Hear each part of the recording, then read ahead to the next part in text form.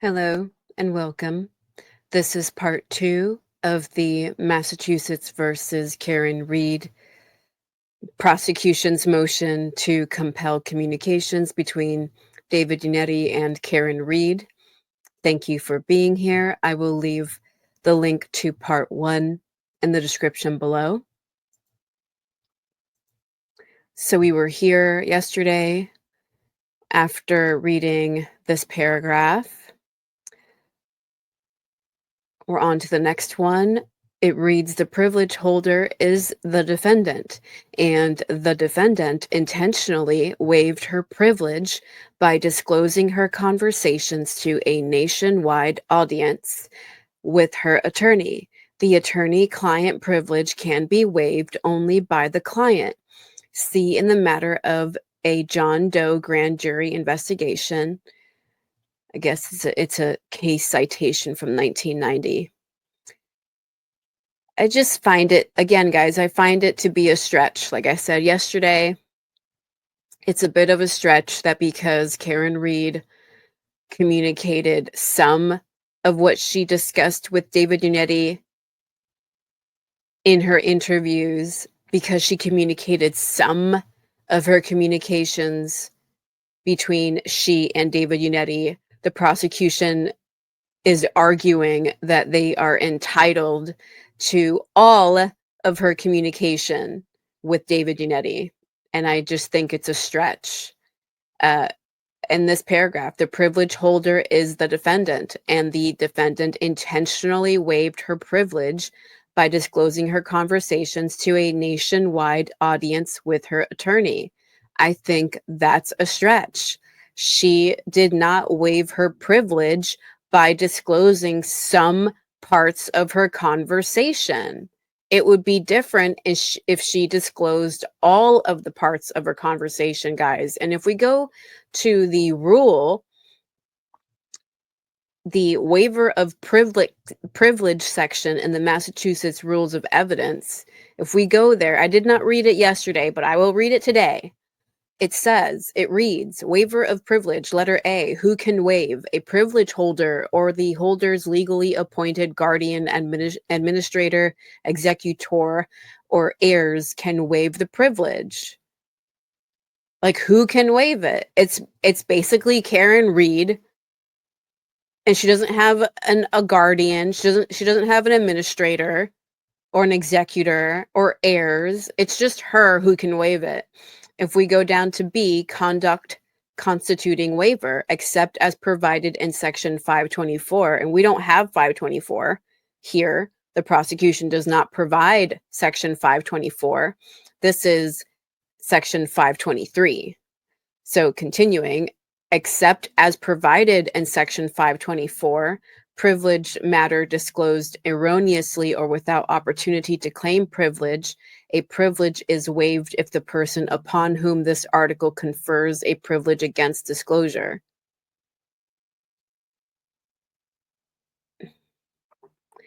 Okay, okay. And number 1 under B, voluntarily discloses or consents to disclosure of any significant part of the privileged matter, or introduces privileged communications as an element of a claim or defense. And my guess, because again, guys, like I said yesterday, the prosecution is citing the entire section of waiver of privilege, A through C, and they don't specify which letter or which number supports their argument. They merely provide the entirety of the section, which again is not normal. But I'm assuming that the prosecution is aiming for this one, B1. Voluntarily discloses or consents to disclosure of any significant part of the privileged matter. A privilege is waived if the person voluntarily discloses or consents to disclosure of any significant part of the privileged matter. Voluntarily discloses. So I'm saying, guys, The prosecution did not isolate which one of these rules supports their argument, but comparing it to all of the rules here, all of the guidelines here, number 1, B1 to me would be the argument they're aiming for, the guideline they're aiming for voluntarily, that they are implying that Karen Read voluntarily disclosed a part of the privileged communication between she and David Unetti. But again, guys, maybe she waived those parts, right? She didn't waive the entirety of the communication for the entire 3 days. Okay, continuing, guys. All right, we're down here.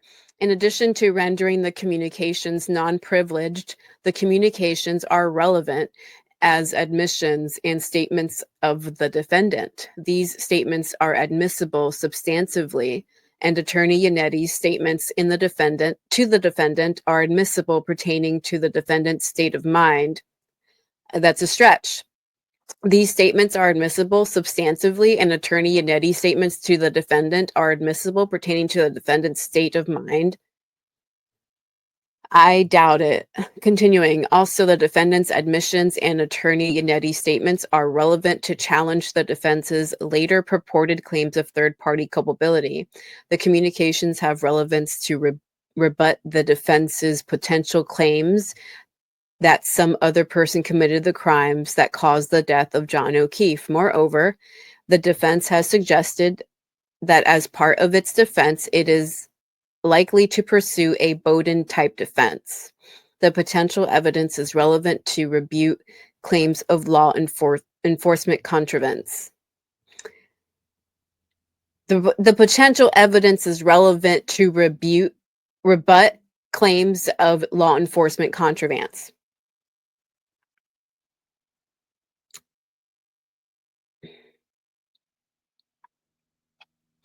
It's just a chaotic argument. Like, it's a chaotic argument.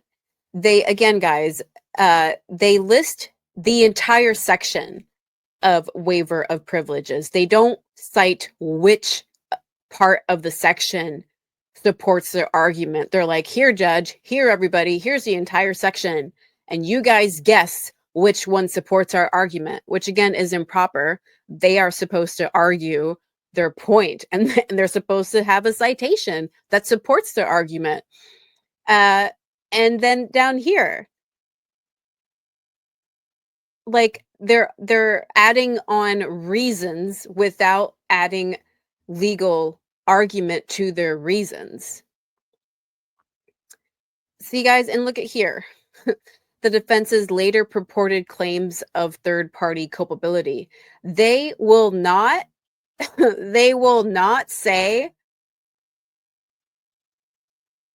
about her culpability for causing the death of John O'Keefe, They won't say allegedly caused the death of John O'Keefe. Down here, there's another example where they repeat it. Regarding the collision between her vehicle and John O'Keefe. Again, they don't use the word purported or alleged. They state it like it's a fact regarding the collision between her vehicle and John O'Keefe. But when it comes to the defense's argument, the defense's defense,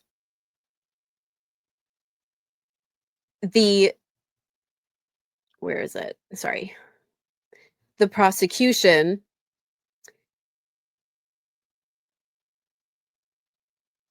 right here, the prosecution states Attorney Unetti's statements are relevant to challenge the defense's later purported claims of third-party culpability. So they won't state purported when they're saying what they allege happened to John O'Keefe. with Karen Reed's SUV. They refuse to use the word purported. They refuse to use the word alleged, but they will use the word purported when it comes to the defense's argument, the defense's claims of a third party culpability. You see that, guys? So I'm saying, like, the effort is there. The effort is there. Their choice of wording is deliberate. Their choice of articulation is deliberate. Image is what is more so important to them than real justice. You know, they are spending way more time trying to discredit the defense team and trying to discredit Karen Reed than they are spending any time trying to solve this case. They just want to win. I have said this over and over again. The prosecution in the Massachusetts versus Karen Reed case is an extremely unscientific prosecution. They are slanderous, defamatory, they are abusive, and they're not trying to solve what happened to John O'Keefe. And I hope John O'Keefe's family understands this. The prosecution in the Karen Reed case are not trying to solve what happened to John O'Keefe. They are just trying to win. They are just trying to win. They have no morals. They have no principles. And Hank Brennan especially will gaslight all of us. And he will repeat lies. He will repeat statements that we all know are provable lies. And he will ignore science. He will ignore real experts, and he will bring in fake experts. He will say the defense's experts are not good enough, but then he will bring in his own experts who are nowhere near as qualified as the defense's experts. He is full of shit. Hank Brennan is full of shit, and he can't be bothered to write the word alleged or purported when he's referring to Karen Reed striking John O'Keefe with her SUV. He refuses to say alleged or purported, but he will put forth the effort to write purported when he's referring to the defense's third-party culprit. Defense. It's a defense, and there is evidence that other people did this to John O'Keefe. Scientific evidence. There is scientific evidence that other people did this to John O'Keefe. But Hank Brennan continues to describe the defense as if they're crazy, to describe the third party culprit theory as if it's impossible. Even Judge Bev herself, how she defends Lieutenant John Fanning, right? How she swears up and down that he was never near the jury. But we all know that according to Hank Brennan, John Fanning was there at the trial. John Fanning was there during the first trial. And according to Hank Brennan, remember, Hank Brennan told on himself. According to Hank Brennan, John Fanning was outside doing crowd control, but he was not outside doing crowd control, and he was nowhere in the camera view inside of the courtroom. So according to the prosecution, Lieutenant John Fanning was at the trial. And according to the defense, according to the complaints made, and according to the juror who was kicked out of the jury initially because she was supportive of Karen Reed, it's all interconnected. It all ties into John Fanning. John Fanning was the one, Lieutenant Fanning was the one who kicked out the juror. But according to Judge Bev, Lieutenant John Fanning was not in charge of the jury. So Hank Brennan wants to tell us that Lieutenant Fanning was outside when he wasn't. There's no evidence that he was outside. And as I keep saying, the supporters take videos and photographs of everybody outside. You can't hide from the supporters. They are out there and they are documenting everything. So he was not outside. But Hank Brennan said he was outside. And Judge Bev, he said he was not, John Fanning was not in charge of the jury. But John Fanning was not in the courtroom. We didn't see him in the cameras. And John Fanning was the one to kick out one of the jurors. So why is the prosecution protecting Lieutenant John Fanning? And why is Judge Bev protecting John Fanning? So I'm saying, guys, the prosecution and Judge Bev continue to portray the defense as if they are out of line whenever they argue valid points of corruption, whenever they argue proof that there is in fact corruption going on here, extensive corruption from multiple members of law enforcement, as well as the prosecution themselves, the Commonwealth.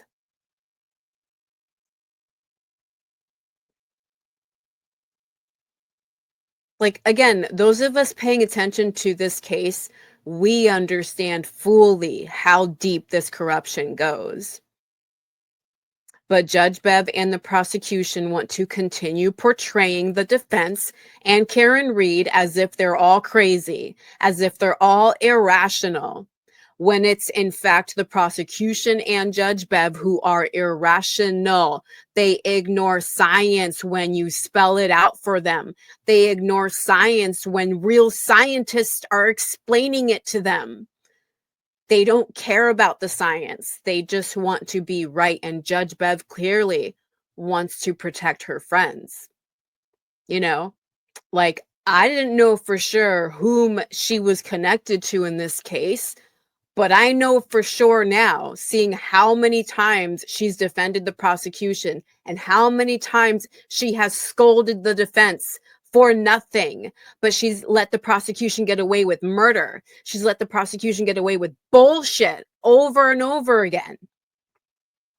I know now, based on my own observations of Judge Bev, that she's got friends in this case that she's protecting.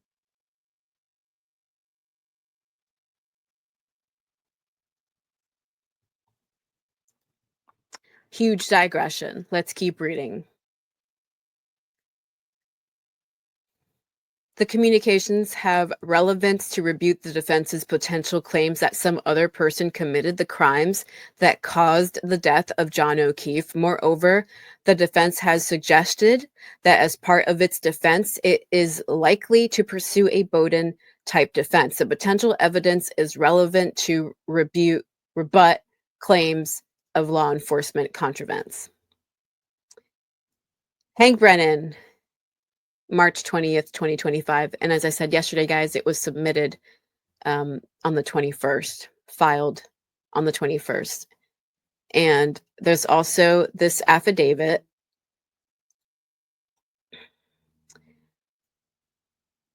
It's one page, so I will try to read it as quickly as I can so as not to intoxify all of us with the toxicity of Hank Brennan. I said this in past videos, guys, like he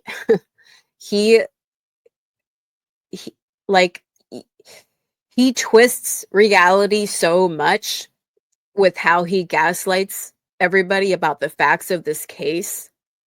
And I want everyone to know that you don't have to listen to him just because he's speaking. Like you don't you don't have to let his toxicity like, don't take it to heart. You know, I get really angry and so it's easier said than done. So I'm just saying, like, try to deflect it because it really is toxic. It's toxic to listen to someone like Hank Brennan, especially when you understand the basic facts of this case. I get, like, there's so much bullshit in this case, and I get timelines confused. You know, I get time frames confused. I forget names of witnesses. I forget names of people. But I understand this case. I understand for the most part that Karen Reed didn't fucking do it. No one can tell me otherwise. And why do I feel that way? Because That's backed by science. Scientifically, Karen Read couldn't have done this to John O'Keefe. I know that, and that's where I'm grounded in. That's my reality that I'm grounded in. And Hank Brennan, the way he plays dirty, it has a way of pulling you out of your reality and making you feel like you're in the Twilight Zone and that this can't be real. Like, why is someone going above and beyond to tell me that what I know happened in this case isn't true, but I know it's true because it's already been proven to me scientifically.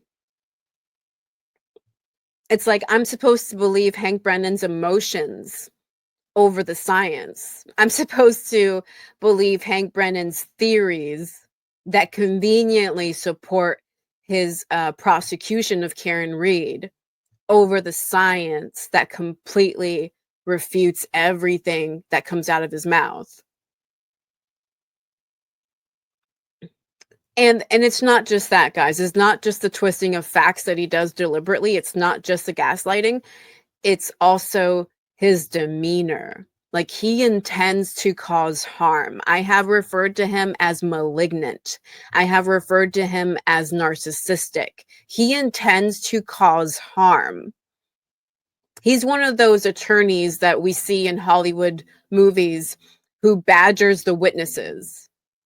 He's one of those attorneys who, despite all her credentials and despite her passion for her field, he abused Dr. Marie Russell. Like, he's one of those attorneys to abuse a perfectly competent and qualified, well-credentialed witness who is kind and passionate about her job. You know, like, Dr. Marie Russell did not deserve Hank Brennan's bullshit, his abuse, you know, his maliciousness.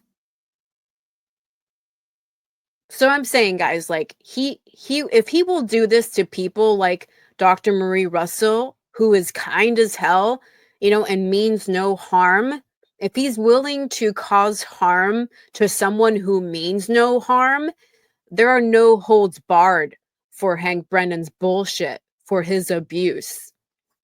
So if you are vicariously, like, if you are an innocent bystander to his abuse, just remember that he's full of shit. This is sanity speaking to you. Hank Brennan is full of shit, and scientifically, Karen Read could not have killed John O'Keefe. Someone else did. And it doesn't matter what bullshit Hank Brennan spews out of his mouth. That is the truth forever.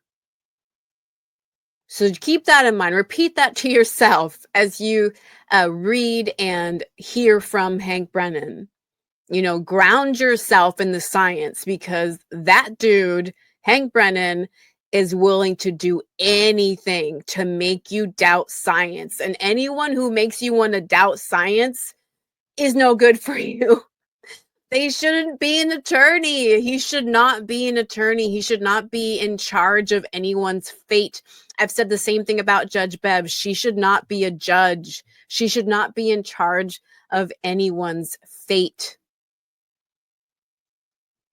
Okay, that's a good pep talk, I think, for this document. All right. Commonwealth's motion to compel, affidavit. That's what it is.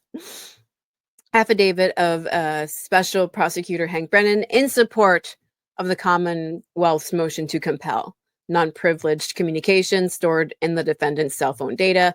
My name is Hank Brennan. I have been appointed special prosecutor assigned as lead counsel for the case of Commonwealth versus Karen Read.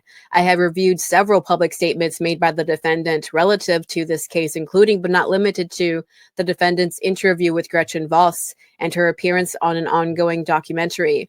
The Commonwealth intends on introducing and number of the defendant's statements. I think it's a typo. I think he meant to write, intends on introducing a number of the defendant's statements, including the statements included in the attached motion. Pursuant to a search warrant, the Commonwealth is in possession of the defendant's cell phone data. The data is subject to a taint team protocol, and any redacted communications are not available to undersigned counsel for review. Undersigned counsel requests this court review any redacted communications ex parte and provide the Commonwealth all relevant non-privileged communications as requested in the attached motion. Again, guys, if you remember part 1, yesterday's video, the prosecution is asking Judge Bev to review the communications in her chambers without anybody else, without the defense and without the prosecution there. The prosecution essentially wants Judge Bev to do their research for them. Continuing, I believe the communications requested are non-privileged because the discussion with Attorney Yannetti during the requested timeframe and subject matter of the defendant striking John O'Keefe have been intentionally again, guys, there it is, even in his own affidavit. And guys, an affidavit is a sworn statement. See? Signed under the pains and penalties of perjury on March 20th, 2025. Hank Brennan, right? It's his signature. It's clearly printed, but it's his e-signature, which is valid. It makes the document valid. It makes it a sworn statement.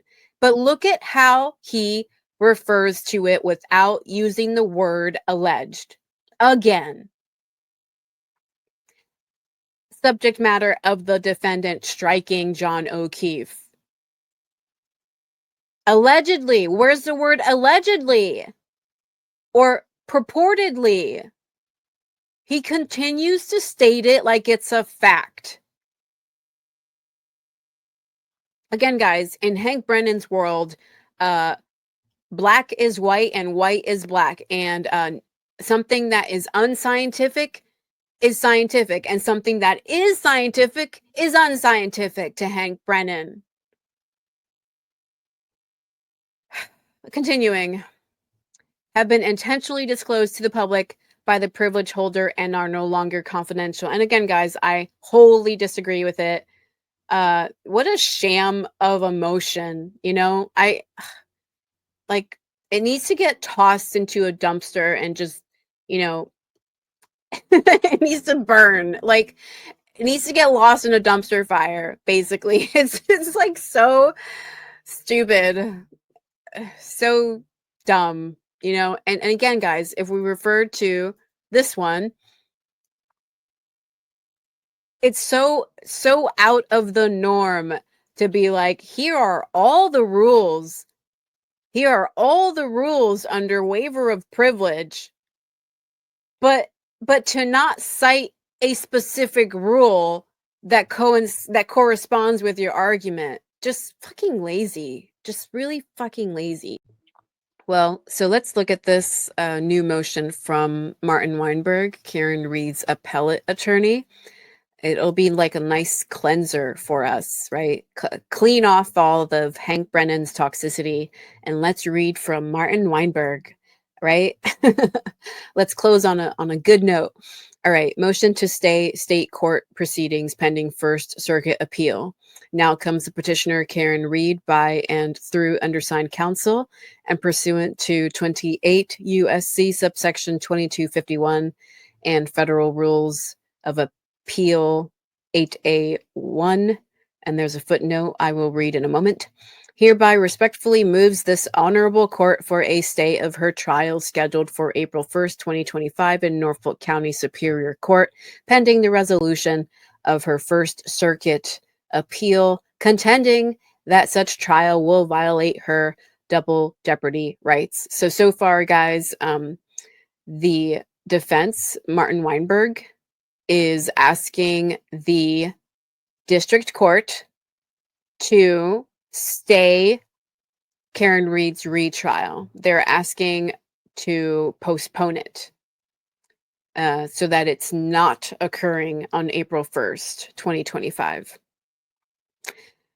Okay, continuing. Procedural background: on February 18, 2025, Reed filed the instant federal petition for habeas corpus, alleging that her pending April 1st, 2025 retrial in Norfolk County Superior Court on charges of second-degree murder and leaving the scene of a collision will violate her federal double jeopardy rights. And the footnote number 1 on page 1 reads, Rule 8 requires that a motion for, quote, an injunction while an appeal is pending, end quote, be filed in district court in the first instance. So that pertains to this one. Federal Rules of Appeal 8A1. Okay, continuing. After oral argument on March 13, 2025, this court denied Reed's petition.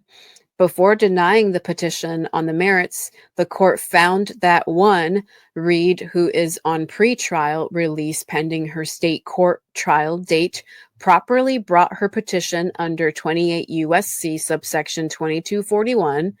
2, she satisfied the custody requirement to bring a habeas petition, Allen versus Attorney General. And number 3, she exhausted her state court remedies. And 4, no abstention doctrine barred it from considering the petition. So far, what Martin Weinberg is arguing to the district court is that actually Karen Reed met all the requirements for the writ of habeas corpus. But according to the rule, she has to file it in the district court, and that's exactly what Martin Weinberg is doing. That's what they did, and this is an additional motion to have the retrial stayed or stopped or postponed until the district court makes the decision. Continuing. Justices, it's a case law they're citing. Okay. The court granted a certificate of appealability, finding that Reed made a, quote, substantial showing of the denial of a constitutional right as to all claims, end quote, which is an excellent ruling, guys. Substantial showing of the denial of a constitutional right as to all claims. Good job. Reed filed a notice of appeal on March 13, 2025, the same day that this court denied her petition pursuant to the expedited briefing schedule agreed upon by the parties. The First Circuit appeal will be fully briefed on March 26, 2025, just 4 business days before Reed's scheduled retrial. On March 19, 2025, Reed filed in the state superior court and assented to motion to continue trial to April 28, 2025, attached here too as Exhibit A, to permit her to appeal the denial of her double jeopardy claims. The superior court denied the assented to motion, ruling that jury selection would begin on April 1st, 2025, and it would hear the defense on the motion again before the jury is sworn if Reed's First Circuit appeal remains pending.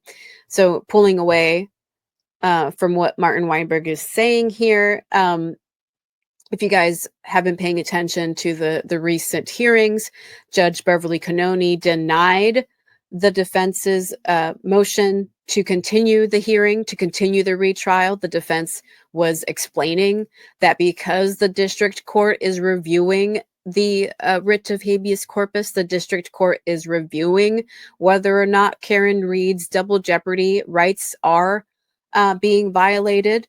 The defense asked Judge Bev to delay the retrial, and she said no, citing that the process of collecting the jurors takes months, and she doesn't want it to take any longer than it already has.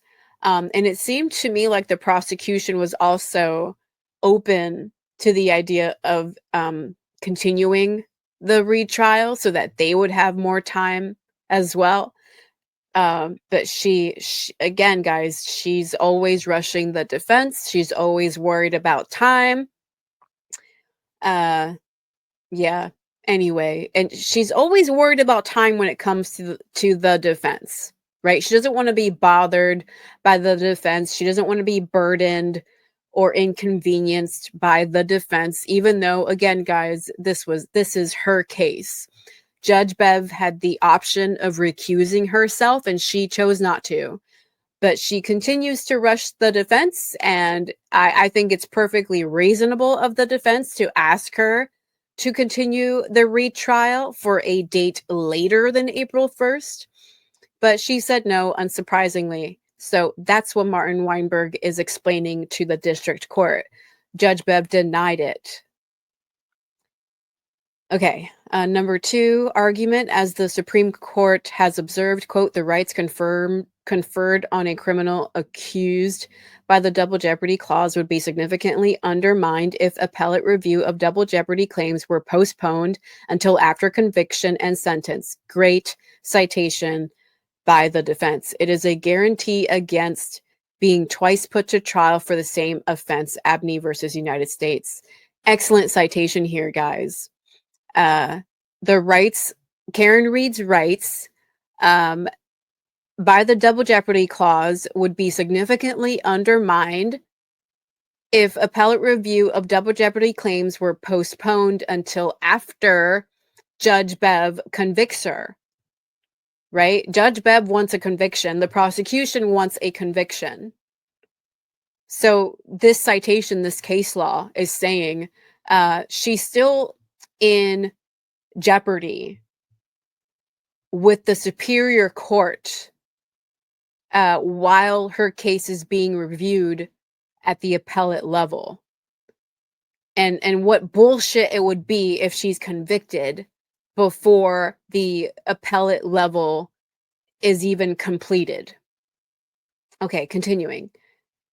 Quote, obviously, these aspects of the guarantees protections would be lost if the accused were forced to run the gauntlet a second time before an appeal could be taken, even if the accused is acquitted or if convicted, has her conviction ultimately reversed on double jeopardy grounds. She has still been forced to endure a trial that the double jeopardy clause was designed to prohibit. Exactly. So the fact that Judge Bev doesn't really care about Karen Reed plays into this as well. Judge Bev doesn't really care if Karen Reed is convicted. She doesn't care that by retrying Karen Reed, Karen Reed is being put into jeopardy again. Again, guys, Judge Bev couldn't even be bothered to follow Rule 27B. She doesn't really give a damn about Karen Reed's rights. But thankfully, Karen Reed's attorneys do. Continuing, under Abney, a defendant facing federal charges is entitled to a stay pending adjudication of her double jeopardy claim, unless that claim is found to be frivolous. United States versus Ramirez. The petitioner respectfully submits that a defendant facing charges in state court is entitled to the same protection. And they cite another case in parentheses affirming state court proceedings because, quote, petitioner was entitled to have his double jeopardy claim litigated before being retried. Again, guys, excellent citation. Petitioner Karen Reed was entitled to have her double jeopardy claim litigated, as in reviewed at the appellate level before she is retried. Excellent citation. In another case law, Gonzalez versus justices, in parentheses, enjoining state prosecution, quote, in order to permit the meaningful adjudication of the petitioner's claim under the double jeopardy clause, end quote. Federal statute expressly provides that a habeas court, quote, may, pending appeal, stay any proceeding against the person detained in any state court or under the authority of any state for any matter involved in the habeas corpus proceeding, end quote, 28 USC subsection 2251A1, quote, after the granting of such a stay, any such proceeding in any state court or by or under the authority of any state shall be void, end quote, subsection 2251B. Excellent citations, guys. Martin Weinberg is on it. He is on it. He cited this right here, pending appeal. that they may, pending appeal, stay any proceeding against the person detained in any state court. He is citing case law that gives the district court permission to stay the retrial, to postpone, to pause the retrial so that it's not occurring on April 1st, but at a later time after it is reviewed at the appellate level. And this one, after the granting of such a stay, any such proceeding in any state court or by or under the authority of any state shall be void.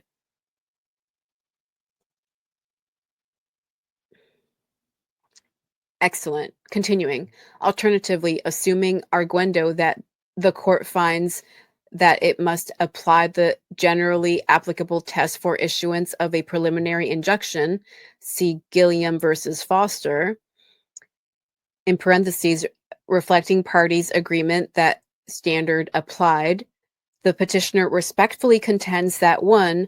Reed has a strong likelihood of success on the merits for reasons set forth in her prior filings with the court, and the court found the issues raised by her petition to be substantial. 2.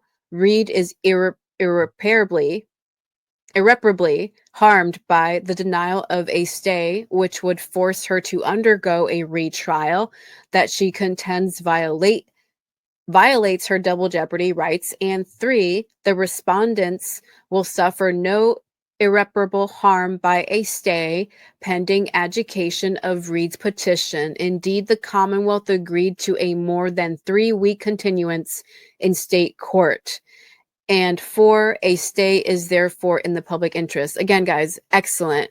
And as I was saying a moment ago, the prosecution, the Commonwealth, was willing to continue the retrial so that it was occurring after April 1st, not on April 1st. So great for the defense to have that to support their request here. And it's true. The respondents, the Commonwealth, the Norfolk County Superior Court, and the State Attorney General, they're not going to suffer irreparable harm if the trial is postponed. You know, Judge Beverly Cannoni might have a conniption fit. You know, she might lose her shit because she doesn't get to rush the defense like she loves to do, but she's not going to suffer any irreparable harm. And the Commonwealth, the prosecution, were open to delaying the retrial. Excellent arguments by the defense. And number 4, a stay is therefore in the public interest. The Superior Court statement that it would rehear Reed on the motion to continue prior to the jury being sworn is not sufficient to protect Reed's rights. If the Superior Court again denies Reed's motion at that point, she will immediately be placed in jeopardy a second time with no ability to seek a stay with this court or the First Circuit to prevent what she asserts is a violation of her constitutional rights. Additionally, Reed's trial counsel cannot realistically be expected to select a jury without knowing whether the trial will include all 3 counts or only count 2. Excellent. And guys, pulling away, that's exactly what the defense argued to Judge Bev. The defense, when they asked for a continuation of the retrial, the defense said, like, we also want to be able to prepare for the retrial. What if the district court, what if the federal court says that, yeah, Karen Reed is dismissed on counts 1 and 3, that she should be retried only on count 2? The defense was trying to explain to Judge Bev that they want the opportunity to prepare to defend her on just count 2, you know? So, but she said no. But excellent arguments, and they're citing so much that to me makes their arguments more concrete. Like, their arguments are standing on multiple pillars of support, you know? Such a huge contrast compared to what we just read from Hank Brennan. Like, no pillars of support, no support whatsoever. Really fucking weird motions from the prosecution. Continuing. In sum, the petitioner respectfully submits that the double jeopardy protections at stake in this matter are simply too important to force Reed to stand trial for murder, in what she contends would be a violation of her rights before having the opportunity to appeal her, quote, substantial, end quote, constitutional claims. Compliance with Local Rule 7.1A2, undersigned counsel asks the respondents for their position regarding this motion and have not yet received a response as of the time of this filing. Respectfully submitted, Karen Reed. Her attorneys, Martin G. Weinberg, Michael Papian, Alan Jackson, David Unetti. And certificate of service, I, Martin G. Weinberg, hereby certify that on this date, March 20th, 2025, a copy of the foregoing document has been served via electronic court filing system on all registered participants. Martin G. Weinberg. Excellent. Awesome. Good job, defense team. So there we have it, guys. The defense has asked the district court to make Judge Bev pause the retrial. And according to that motion, Judge Bev and the state attorney general have not responded yet. So we all know that Judge Bev doesn't want it. We all know that Judge Bev wants to get this retrial done and over with, right? She wants this case so bad, but she also wants to rush through it. Anyway, I will leave all the links in the description below for your viewing convenience. And I'll be uploading another video, but it's not going to pertain to the Karen Reed case. Some of my content in this channel pertains to corruption in general. So if you guys don't know, I talk about other kinds of corruption, not just the corruption I am witnessing where I live in Massachusetts against Karen Reed. Thank you for watching.